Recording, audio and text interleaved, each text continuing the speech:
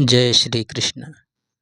श्रीमद्भागवत गीता की दूसरे अध्याय का संपूर्ण महात्म्य।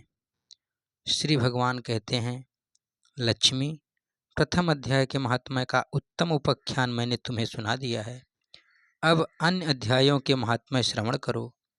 दक्षिण दिशा में देववेत्ता ब्राह्मणों के पुरंदरपुर नामक ग्राम में श्रीमान देवशर्मा नामक एक विद्वान ब्राह्मण रहते थे।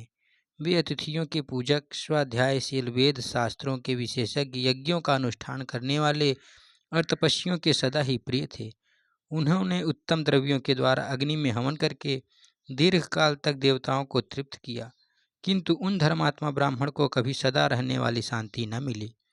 वे परम कल्याणमय तत्व का ज्ञान प्राप्त करने की इच्छा से प्रतिदिन प्रचुर सामग्रियों के द्वारा सत्य संकल्प वाले तपस्वियों की सेवा करने लगे। इस प्रकार शुभ आचरण करते हुए उन्हें बहुत समय बीत गया।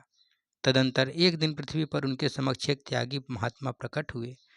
वे पूर्ण अनुभवी, आकांक्षा रहित, नासिका के अग्रभाग पर दृष्टि रखने वाले तथा शांत चित्त थे। निरंतर परमात्मा के चिंतन में संलग्न हो वे सदा आनंद विभोर रहते थे। देवशर्मा ने उन नित्य संतुष्ट तपस्वी की शुद्ध भाव से प्रणाम किया और पूछा, महात्मन, मुझे शांतिमय स्थिति कैसे प्राप्त होगी? तब उन आत्मज्ञानी संत ने देव शर्मा को श्योपुर ग्राम के निवासी मित्रवान का, जो बकरियों का चरवाहा था, परिचय दिया और कहा, वही तुम्हें उपदेश देगा। यह सुनकर देव शर्मा ने महात्मा के चरणों की वंदना की और समृद्धिशाली श्योपुर ग्राम में पहुंचकर उसके उत्तर भाग में एक विशाल वन देखा।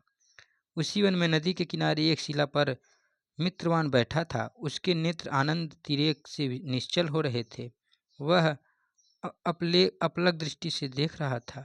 वह स्थान आपस का स्वाभाविक और वैर छोड़कर एकत्रित हुए परस्पर विरोधी जंतुओं से घिरा था। वह उद्यमान में मंद मंद वायु चल रही थी। मृगों के झुंड शांत स्वभाव से बैठे थे और मित्रवान दया से भरी हुई आनंदमय मनोहरिणी दृष्टि से पृथ्वी पर मानो अमृत छिड़क रहा था। इस रूप में उसे देखकर देव शर्मा का मन प्रसन्न हो गया। वे उत्सुक होकर बड़ी विनय के साथ मृतवान के पास गए। मित्रवान ने भी अपने मस्तक को किंचित नवाकर देव शर्मा का सत्कार किया।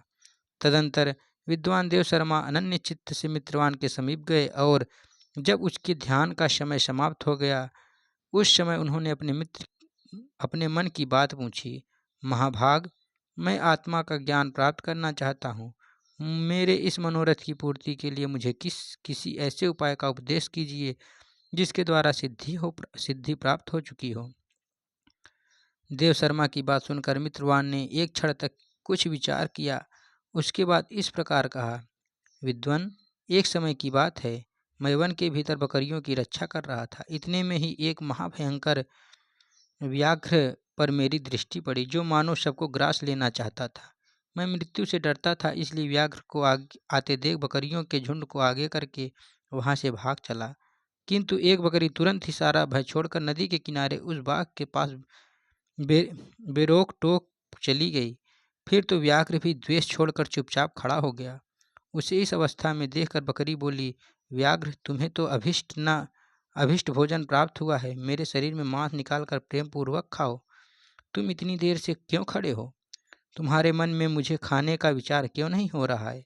व्याघ्र बोला, बकरी, इस स्थान पर आते ही मेरे मन में द्वेष का भाव निकल गया। भूख प्यास भी मिट गई, इसलिए पास आने पर भी मैं अब तुम्हें खाना नहीं चाहता। व्याघ्र के यो कहने पर बकरी बोली, न जाने मैं कैसे निर्भय हो गई हूँ। इसका क्या कारण हो सकता है? यदि तुम जानते हो तो बताओ।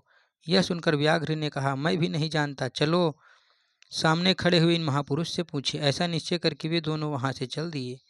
उन दोनों के स्वभाव में यह विचित्र परिवर्तन देखकर मैं बहुत विस्मय में पड़ा था। इतने में उन्होंने मुझसे ही आकर प्रश्न किया। वहां वृक्ष की शाखा पर एक वानर राज था। उन दोनों के साथ मैंने भी वानर राजा से पूछा। विप्रवर, मेरे पूछने पर वानर राजा ने आदरपूर्वक कहा, अजापाल, सुनो, इस विषय में मैं तुम्हें प्राचीन वृत्तांत सुनाता हूँ। यह सामने वन के भीतर जो बहुत बड़ा मंदिर है, उसकी ओर देखो। इसमें ब्रह्मा जी का स्थापित किया हुआ एक शिवलिंग है। पूर्व काल में यहाँ सुकर्मा नामक एक बुद्धिमान महात्मा रहते थे, जो तपस्या में संलग्न होकर इस मंदिर में उपासना करते थे। वे वन में से फूलों का संग्रह कर लाते और नदी के जल से पूजनीय भयंकर भगवान शंकर को स्नान कराकर उन्हीं से उनकी पूजा किया करते थे। इस प्रकार आराधना का कार्य करते हुए सुकर्मा यहाँ निवास करते थे। बहुत समय के बाद उनके समीप किसी अतिथि का आगमन हुआ। सुकर्मा ने भोजन के लिए फल लाकर अतिथि को अर्पण किया और कहा, विद्वान, मैं केवल तत्वज्ञान की इच्छा से भगवान शंकर की आराधना करता हूँ। आज इस आराधना का फल परिपक्व होकर मुझे मिल गया, क्योंकि इस समय आप जैसे महापुरुष ने मुझ पर अनुग्रह किया है। सुकर्मा के ये मधुर वचन सुनकर तपस्या के धनी महात्मा अतिथि की बड़ी प्रसन्नता हुई। उन्होंने एक शिलाखंड पर गीता का दूसरा अध्याय लिख दिया और ब्राह्मण को उसके पाठ और अभ्यास के लिए आज्ञा देते हुए कहा, ब्राह्मण, इससे तुम्हारा आत्मज्ञान संबंधी मनोरथ अपने आप सफल हो जाएगा। यह कहकर वे बुद्धिमान तपस्वी सुकर्मा के सामने ही उनके देखते देखते अंतर्ध्यान हो गए। सुकर्मा को विस्मित होकर उनके आदेश के अनुसार निरंतर गीता के द्वितीय अध्याय का अभ्यास करने लगे। तदंतर गीता दीर्घ काल के पश्चात अंतःकरण शुद्ध होकर उन्हें आत्मज्ञान की प्राप्ति हुई। फिर वे जहाँ जहाँ गए वहाँ वहाँ के तपोवन शांत हो गए। उनमें शीत उष्ण और राग द्वेष आदि की बाधाएं दूर हो गईं। इतना ही नहीं, उस स्थानों में भूख प्यास का कष्ट भी जाता रहा तथा भय का सर्वथा अभाव हो गया। यह सब द्वितीय अध्याय का जप करने वाले सुकर्मा ब्राह्मण की तपस्या का ही प्रभाव समझो। मित्रवान कहता है, वानर राजा, कि यूँ कहने पर मैं प्रसन्नतापूर्वक बकरी और व्याघ्र के साथ उस मंदिर की ओर गया। वहाँ जाकर शिलाखंड पर लिखे हुए गीता के द्वितीय अध्याय को मैंने देखा और पढ़ा। उसी की आवृत्ति करने से मैंने तपस्या का पार पा लिया है। अतः भद्र पुरुष, तुम भी सदा द्वितीय अध्याय की ही आवृत्ति किया करो। ऐसा करने पर मुक्ति तुमसे दूर नहीं रहेगी। श्री भगवान कहते हैं, प्रिय मित्रवान के इस प्रकार आदेश देने पर देव शर्मा ने उसका पूजन किया और उसे प्रणाम करके पुरंदरपुर की राह ली। वहाँ किसी देवालय में पूर्वोक्त आत्मज्ञानी महात्मा को पाकर उन्होंने यह सारा वृत्तांत निवेदन किया और सबसे पहले उन्होंने उन्हीं से द्वितीय अध्याय को पढ़ा। उनसे उपदेश पाकर शुद्ध अंतःकरण वाले देव शर्मा प्रतिदिन बड़ी श्रद्धा के साथ द्वितीय अध्याय का पाठ करने लगे। तब से उन्होंने अनवद्य प्रशंसा की योग्य परम पद को प्राप्त कर लिया।